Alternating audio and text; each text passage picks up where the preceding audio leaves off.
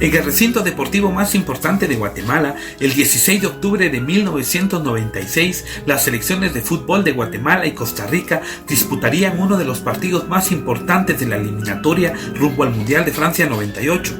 Nadie iba a imaginar que ese trágico día quedaría marcado en la historia de los espectáculos deportivos en Centroamérica. Quédate que te voy a contar uno de los sucesos más trágicos en la historia del fútbol de Centroamérica. Soy Jorge López y esta es la tragedia del Mateo Flores. El emblemático Estadio Doroteo Guamuch Flores es el recinto deportivo más importante de Guatemala. Fue inaugurado en febrero de 1950. Este estadio fue construido como la obra más importante de la ciudad de los deportes durante el gobierno del presidente Juan José Arévalo Bermejo. Su nombre original fue Estadio Nacional Olímpico de la Revolución. El objetivo del gobierno era culminar las obras para poder acoger los sextos Juegos Centroamericanos y del Caribe que se iban a realizar en Guatemala en 1950. Posteriormente, en el año de 1952, cambia otra vez su nombre a Estadio Nacional Mateo Flores, justo después del épico triunfo del corredor Mateo Flores en la Maratón de Boston de 1952. Pero el 9 de agosto del 2016 cambia su actual nombre a Estadio Nacional Doroteo Guamuch Flores. Esto fue aprobado por el Decreto 42-2016 del Congreso de la República del 9 de agosto del 2016. Obviamente con el argumento de proteger y reconocer el nombre de este legendario deportista. Todo parecía estar bien, pero 2 horas antes del inicio del encuentro, el estadio se veía reventar. Todos los boletos puestos a disposición por la federación fueron vendidos, pero la reventa y más boletos autorizados por la federación provocaron que más de 20,000 personas de las debidas ingresaran al estadio. Al concluir el calentamiento de los jugadores y a la espera en el túnel de salir a la cancha, el doctor de la Selección Nacional de Guatemala había informado a todos en el túnel que algo había sucedido en la tribuna, pero sin dar mayores detalles. El mismo doctor 10 minutos después regresa, pero esta vez con la noticia de que había un en las tribunas. Todo esto lo cuenta el ex seleccionado nacional Martín Machón. Eso había hecho que todas las sensaciones en aquel túnel cambiaran, ya que no se sabía sobre la magnitud de los hechos, hasta que por tercera vez el mismo doctor de la selección, acompañado por el seleccionador argentino Horacio Cordero, llegan al camerino a informarles a los jugadores que el partido se había suspendido porque había sucedido una tragedia. Martín Machón comenta que para entonces, uniformados y preparados para jugar, salen del túnel para encontrarse con una escena muy terrorífica, ya que lo primero que ven al salir son cubiertos que yacían en la pista de atletismo de aquel coloso de la zona 5. Lo que te voy a contar fue dicho por el mismísimo Martín Machón.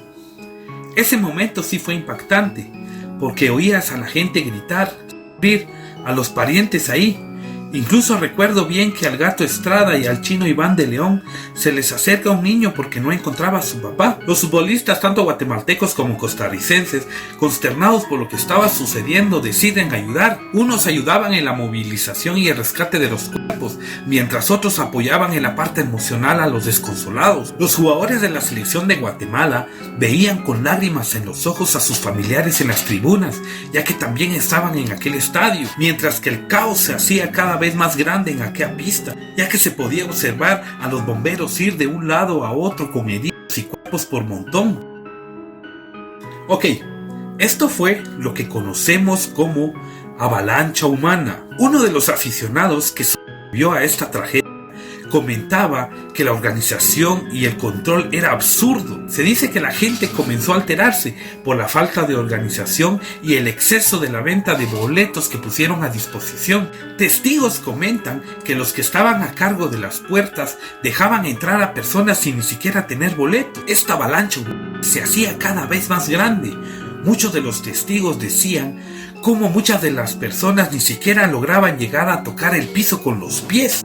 Las cosas se pusieron cada vez más tensas, ya que las personas que ya estaban sentadas en los graderíos fueron alcanzadas por esta avalancha, cosa que hizo que el caos y la agresividad de las personas aumentara. La inercia de la masa de personas hizo que todos de forma desordenada fueran a estrellarse a la malla. Los guardias y los encargados de las puertas, aún viendo la tragedia, deciden no abrir las puertas que daban acceso a la pista. Momentos vitales que pudieron evitar la muerte de decenas de personas. Hasta que al fin, después de un momento, la policía y los bomberos abren la malla que divide la cancha de las gradas. Muchos de los testigos comentan que cuando las puertas de aquella malla se abrieron, las personas fueron expulsadas a chorros, como si de un grifo de alta presión se tratara. Nadie podría creer lo que estaba sucediendo.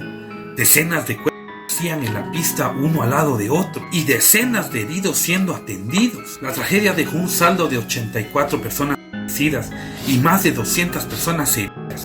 Después de la tragedia, el estadio tuvo que ser reducido en su capacidad a 26.116 personas, pero hoy en día, por las remodelaciones y los estándares de seguridad, el aforo ha sido reducido a 18.313 personas. El presidente de la República de esos entonces, Álvaro Arzú, pide un minuto de silencio por las víctimas y decreta 3 días de duelo nacional. En varias ocasiones, el expresidente evadía hablar sobre el caso. Se abrió una investigación por la tragedia del Mateo Flores, pero no hubo detenidos ni siquiera una condena. Únicamente se le entregó una indemnización a alguna de las víctimas. Y a 28 años de esta tragedia, nos seguimos preguntando hasta dónde puede llegar la negligencia. Bueno, muchachos, y esta fue la historia de la tragedia de Doroteo Guamuch Flores, que entonces se llamaba Estadio Mateo Flores. Una tragedia que dejó marcada la historia del deporte en Guatemala, y no solo en el país,